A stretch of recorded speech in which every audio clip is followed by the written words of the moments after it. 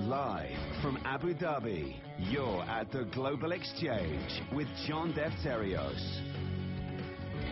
Welcome to the Exchange, where we explore emerging markets, the engine of global growth. Tonight, Egypt's major sell-off. Two frontrunners of the presidential election emerge, alarming investors. Stocks plummet to a two-month low.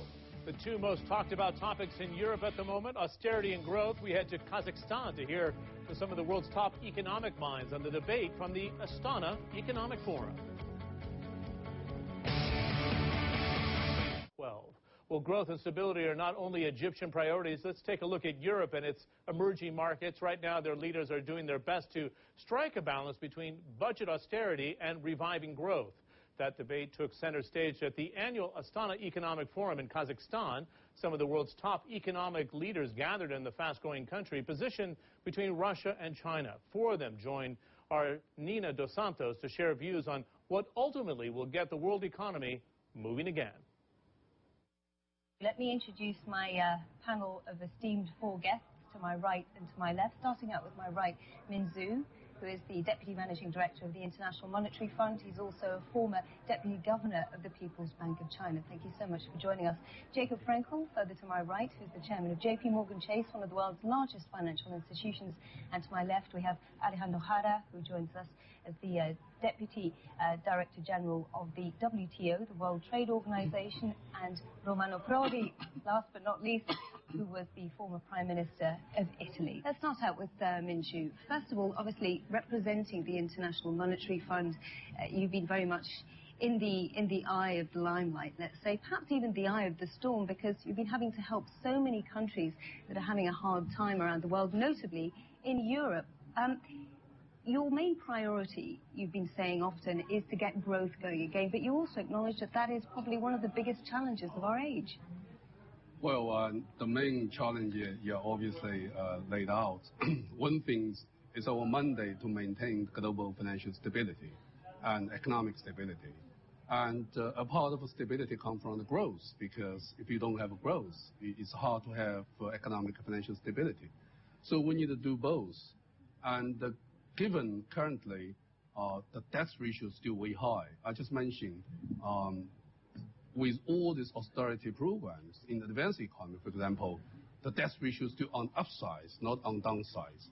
We forecast the debt ratio to GDP probably will be stabilized in 2016. At that time, end up with 115% of GDP. So the debt ratio is still way high. So we have to cut the debt. We have to do the fiscal consolidation. But meanwhile, the growth is relatively weak. This year is a 3.25%, and lower than 4% last year. And advanced economy, particularly weak, have only 1.5% GDP growth rates, and the European have a negative growth rate. It's run into a mild recession. So growth is always important. But I would like to emphasize, answering the message is not to do austerity or the growth. We need both. Let me come to you, Romano Prodi. Obviously, as the former Prime Minister of Italy, Italy is one of those countries that people are becoming increasingly worried about their sort of debt to GDP ratio. How difficult is it when you're in a position of power, you're politically elected, to actually cut that debt? And the Italian budget now is perfectly in order. You know, we have an outstanding debt that is 120% of GDP, so it's very heavy. But it was the same when we entered into the euro. You know, we didn't move.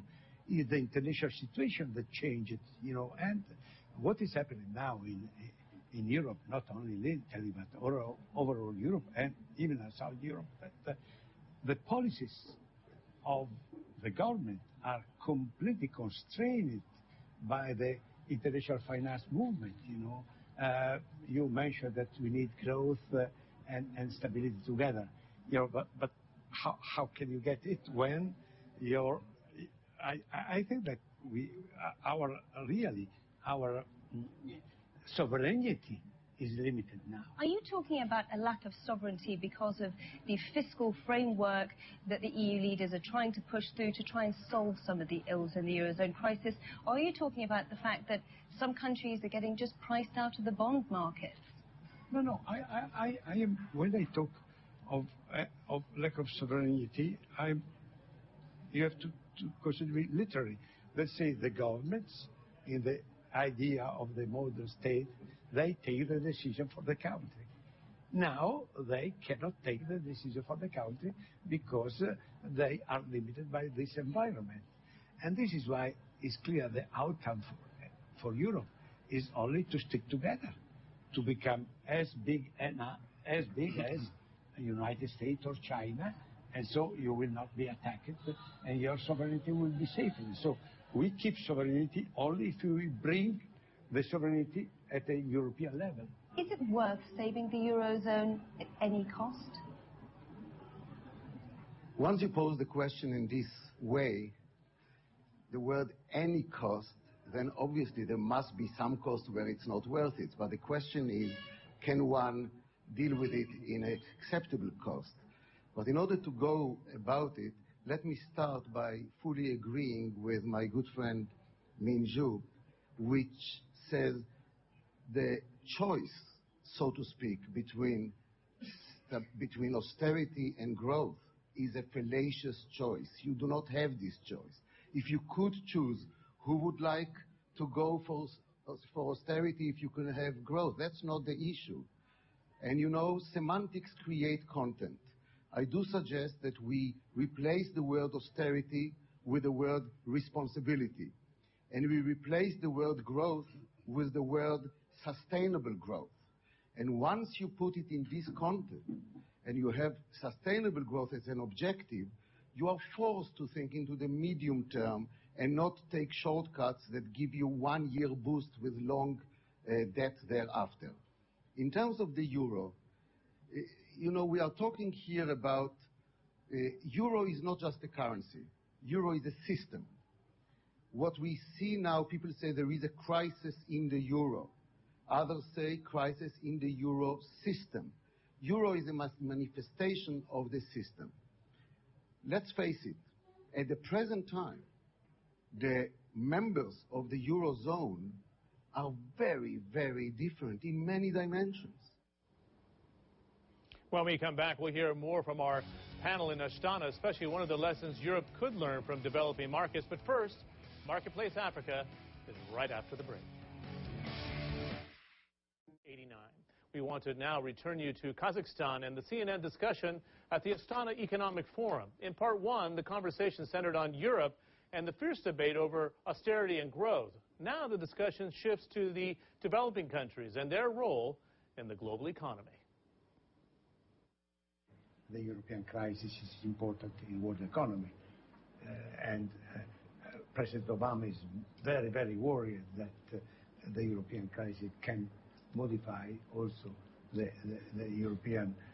American policy, you know, because Europe is a giant. We are really still number one in world economy, but we are divided. We are divided. This is the problem, you know.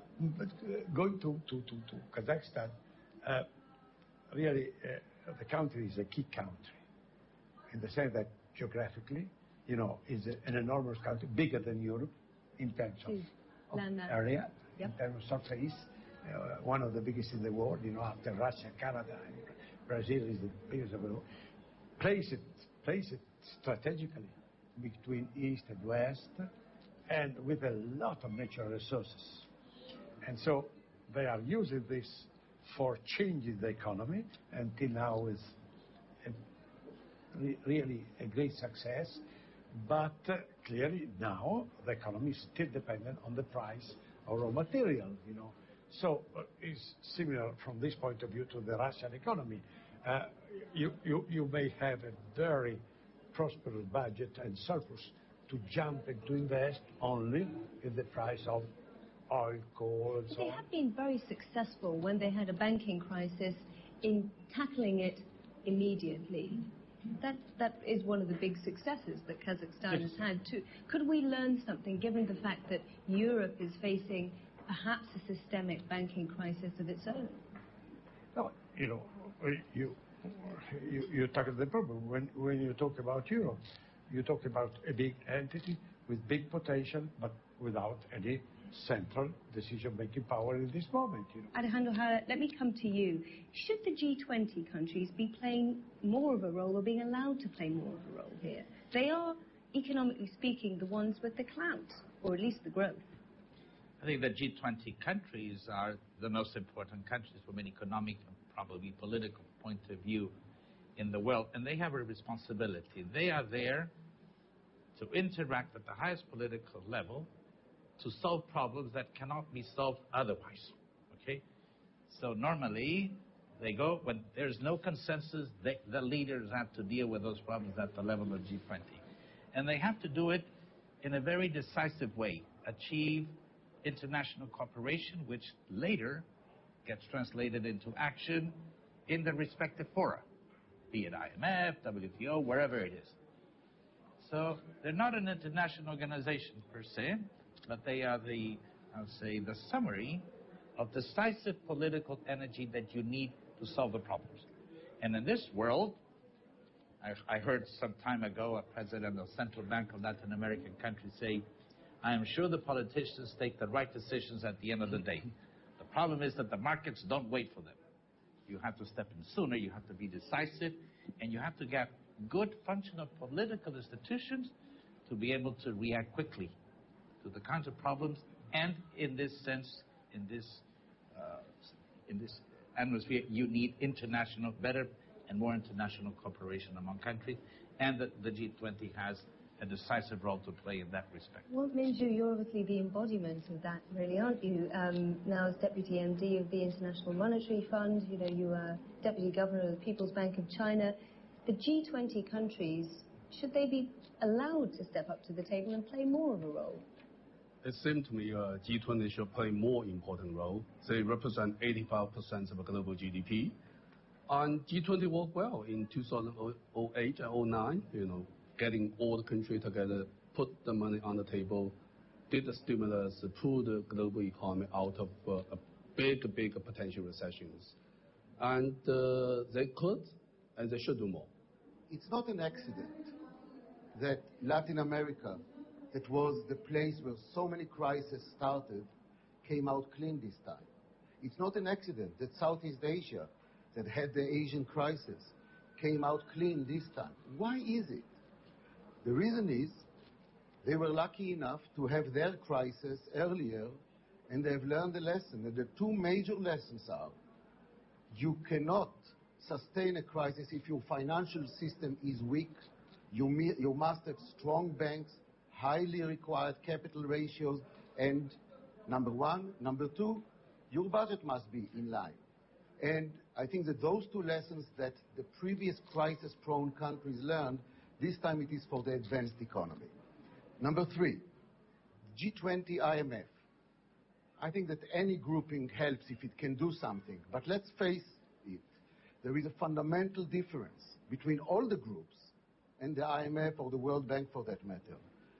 The IMF has a legal mandate, a legal structure, a legal backing of countries that have committed to underwrite it, to pay dues and all the rest. Of course, if you are large enough like a G20, you can influence the ultimate decisions, but I really feel it should be done in the board of the IMF because it's the only universal global institution, and we are moving away from the world in which the big guys can decide everything for the small guys because the small guys are growing fast. Jacob Frankel, chairman of J.P. Morgan Chase International, summarizing the debate in Astana and what we talk about every day here on the Global Exchange.